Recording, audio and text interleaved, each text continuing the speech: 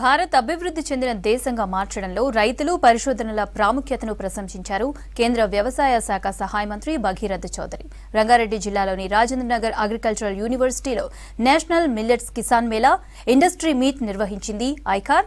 రైతులకు సాధికారత లభించినంత కాలం దేశం అభివృద్ధి చెందిన దేశం కాదన్నారు. ప్రధానమంత్రి నరేంద్ర మోదీ మిల్లెట్లను శ్రీ అన్నంగా ప్రకటించారన్నారు. మిల్లెట్స్ సాగుపై రైతులకు అవగాహన నిర్వహించారు యూనివర్సిటీ శాస్త్రవేత్తలు.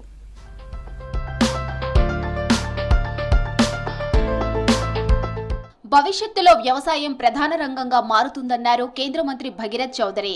ప్రస్తుతం దేశంలో చిరుధాన్యాల ఉత్పత్తి గణనీయంగా తగ్గిందని, కేంద్ర ప్రభుత్వం మిల్లెట్స్ కు ప్రోత్సహించేందుకు ప్రణాళికలు చేస్తోందన్నారు. మొత్తం ఆహార ఉత్పత్తిలో కేవలం 1% మాత్రమే మిల్లెట్స్ ను రైతులు పండిస్తున్నారన్నారు. రాజేంద్రనగర్ అగ్రికల్చర్ యూనివర్సిటీలో ఐసీఏఆర్ ఏర్పాటు చేసిన national millets Kisan Mela, industry meet నిర్వహించారు. क्योंकि आज किसान का लागत मूल्य बढ़ गया है और उसका उत्पादन कम हो गया है और उसकी जो इस वजह से किसान फायदे में नहीं है. इसलिए हम सबको मिट्टी का परीक्षण कराइए, मिट्टी की जांच करा के ही आप उसमें क्या डालना है वो आपको काम करने की जरूरत है. ये बहुत जरूरी है. రైతుల సంక్షేమం కోసం కట్టుబడి ఉన్నామన్నారు కేంద్ర మంత్రి భగీరథ్ చౌదరి. రైతుల కోసం కిసాన్ క్రెడిట్ కార్డుల ద్వారా 3 లక్షల నుంచి 5 లక్షల రుణం తీసుకునే వెసులుబాటు కల్పించామన్నారు. మిల్లెట్స్ సాగు చేసే ఎస్సీ ఎస్టీ రైతులకు కేంద్రం ప్రోత్సహిస్తుందని చెప్పారు. 2014 के पहले किसी को किसान सम्मान निधि नहीं देते थे. आदरणीय प्रधानमंत्री मोदी जी ने किसान सम्मान निधि 2,000 रुपए की 3 किस्तों 6,000 रुपए देने का काम किया. मेरे अनुसूचित जाति जनजाति के किसान भाई बहन बैठे हैं. जब 2,000 रुपए जब किस्त की हमारे अन्नदाताओं के खाते में जाता है तो मैं कह सकता हूं उनके लिए बहुत बड़ा सम्मान का काम होता है. మిల్లెట్స్ మీద రీసెర్చ్ చేసి రైతులకు సలహాలు సూచనలు ఇస్తున్నామని చెప్పారు ICAR director Satyavathi. Hyderabad ICAR లో వరల్డ్ క్లాస్ రీసెర్చ్ ఫెసిలిటీస్ అందుబాటులో ఉన్నాయన్నారు. ప్రొడక్షన్ టెక్నాలజీ మిషనరీతో రైతులకు అవగాహన కల్పించేందుకు స్టాల్స్ ఏర్పాటు చేశామన్నారు. మిల్లెట్స్ లో అధిక దిగుబడి సాధించిన రైతులకు సన్మానం చేశారు.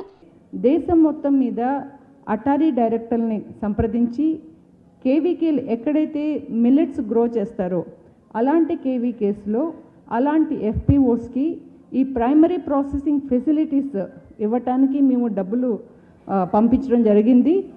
వివిధ రాష్ట్రాలలో ఈ ప్రైమరీ ప్రాసెసింగ్ ఫెసిలిటీస్ని ఎస్టాబ్లిష్ చేయడం కూడా జరుగుతుంది. అంతర్ పంటగా మిల్లెట్స్ సాగును ప్రోత్సహించాలన్నారు horticulture university vice chancellor Rajireddy. చిరుధాన్యాలకు ప్రోత్సాహకాలు ఇస్తే రైతులు ముందుకు వస్తారన్నారు. మిల్లెట్స్ ప్రొక్యూర్మెంట్ మద్దతు ధర ఇస్తే రైతులు ముందుకు వస్తారన్నారు అగ్రికల్చర్ యూనివర్సిటీ వీసీ జానయ్య. 2007 और 6 में एक बार पल्सेस के लिए तूर के लिए 1,000 दिया था पर क्विंटल. उसके वजह से इतना एरिया बढ़ गया सब्सिक्वेंटली.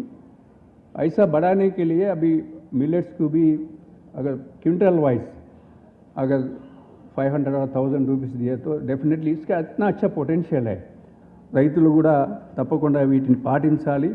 మన ముందు మన ప్రభుత్వాల మీద కూడా ఒత్తిడి తెచ్చి మన దీని మీద ఇన్సెంటివ్స్ ఇవ్వాలని మన స్టేట్ గవర్నమెంట్ తెలంగాణ వారికి కూడా రిక్వెస్ట్ చేస్తా ఉన్నాను. మనకు కాన్సన్ట్రేషన్ పాలసీ సైడ్ में तो comes under government of India side.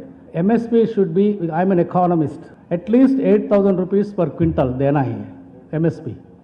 Then FCI should procure all millets like rice and wheat. So FCI should come forward to procure at least 5 million tons out of say 15 million tons if they procure every year. Just it's about 40,000 crores.